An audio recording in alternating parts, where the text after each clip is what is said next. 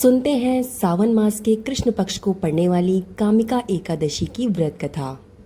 अर्जुन भगवान श्री कृष्ण जी से पूछते हैं कि मैंने आषाढ़ मास के शुक्ल पक्ष की देवशयनी एकादशी का सविस्तार वर्णन सुना।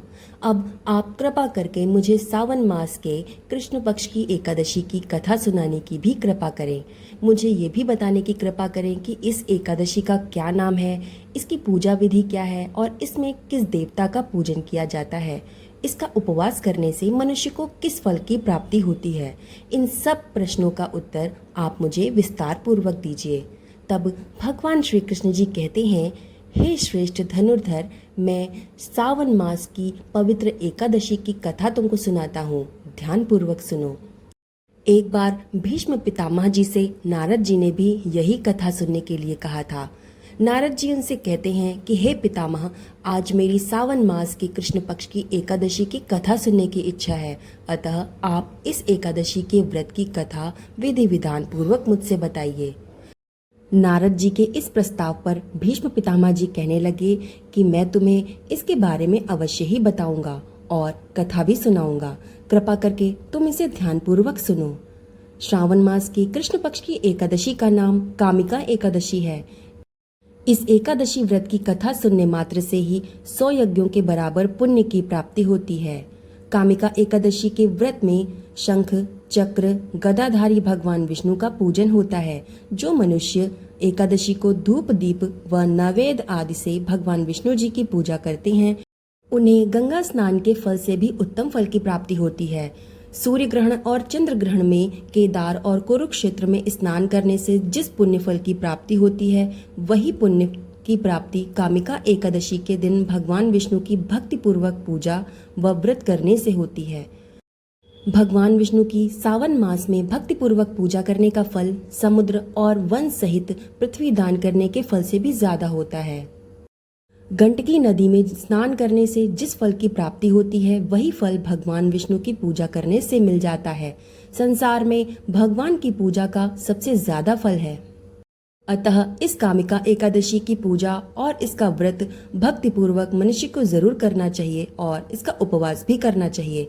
आभूषणों से युक्त बछड़ा सहित गौदान करने से जिस फल की प्राप्ति होती है, वही फल कामिका एकादशी के उपवास से प्राप्त होता है। जो उत्तम द्विज सावन मास के कृष्ण पक्ष की कामिका एकादशी का व्रत करते हैं तथा भगवान विष्णु की पूजा अर्चना करते हैं, उनसे सभी देव, नाग, किन्नर, पितृ आदि की पूजा हो जाती है। इसलिए पाप से डरने वाले व्यक्तियों को विधि विधान सहित इस उपवास को करना चाहिए। संसार सागर तथा पापों में फंसे हुए मनुष्यों को इनसे मुक्ति मिल जाती है, इसलिए ये व्रत उन्हें अवश्य ही करना चाहिए। कामिका एकादशी का उपवास करने से सभी के पाप नष्ट हो जाते हैं। संसार में इससे अधिक पापों को नष्ट करने वाला कोई और उपाय नहीं है। हे नारद जी, भगवान ने स्वयं अपने मुख से कहा है कि मनुष्यों को आध्यात्म विद्या से जो फल प्राप्त होता है, उससे अधिक फल कामिका एकादशी का व्रत करने से ही मिल जाता है। इस उपवास को करने से मनुष्य को न यमराज के दर्शन होते हैं और न ही नरक के कष्ट भोगने पड़ते हैं। वो स्वर्ग का अधिकारी बन जाता है। जो मनुष्य इस दिन तुलसी दल व भक्ति पूर्वक भगवान विष्णु का पूजन करते हैं, वे इस संसार सागर में रहते हुए भी इस प्रकार अलग रहते हैं, जिस प्रकार कमल पुष्प जल में रहता हुआ भी जल से अलग रहता है। तुलसी दल से भगवान श्री हरि जी का पूजन करने का फल एक बार स्वर्ण और 4 बार चांदी के दान के बराबर होता है। भगवान विष्णु रत्न, मोती, मणि आदि आभूषणों की अपेक्षा तुलसी दल से अधिक प्रसन्न होते हैं। जो मनुष्य प्रभु का तुलसी दल से पूजन करते हैं, उनके सभी पाप नष्ट हो जाते हैं। हे नारद जी, मैं भगवान की अति प्रिय श्री तुलसी जी को प्रणाम करता हूँ। तुलसी जी के दर्शन मात्र से मनुष्य के सभी पाप नष्ट हो जाते हैं और शरीर के स्पर्श मात्र से मनुष्य पवित्र हो जाता है। तुलसी जी को जल से स्नान कराने से मनुष्य की सभी यम यातनाएं नष्ट हो जाती हैं। जो मनुष्य तुलसी पत्र को भक्ति पूर्वक भगवान श्री हरि विष्णु के चरणों में अर्पित करता है, उसे मुक्ति मिल जाती है। इस कामिका एकादशी की रात्रि को जो मनुष्य जागरण करते हैं और दीपदान करते हैं, उनके पुण्यों को लिखने में चित्रगुप्त भी असमर्थ हैं। एकादशी के दिन जो मनुष्य भगवान के सामने दीपक जलाते हैं, उनके पितर स्वर्गलोक में अमृत का पान करते हैं।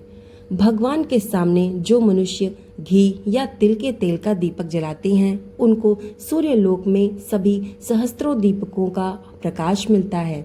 कामिका एकादशी का व्रत हर मनुष्य को जरूर करना चाहिए।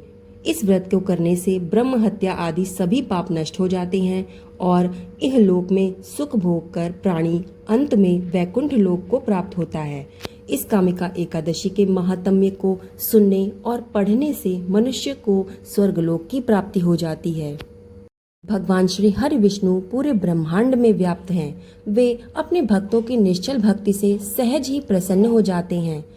तुलसी जी भगवान विष्णु की अति प्रिया हैं। भगवान श्री हरि हीरे मोती सोने चांदी से इतने प्रसन्न नहीं होते जितनी प्रसन्नता उन्हें तुलसी दल से होती है।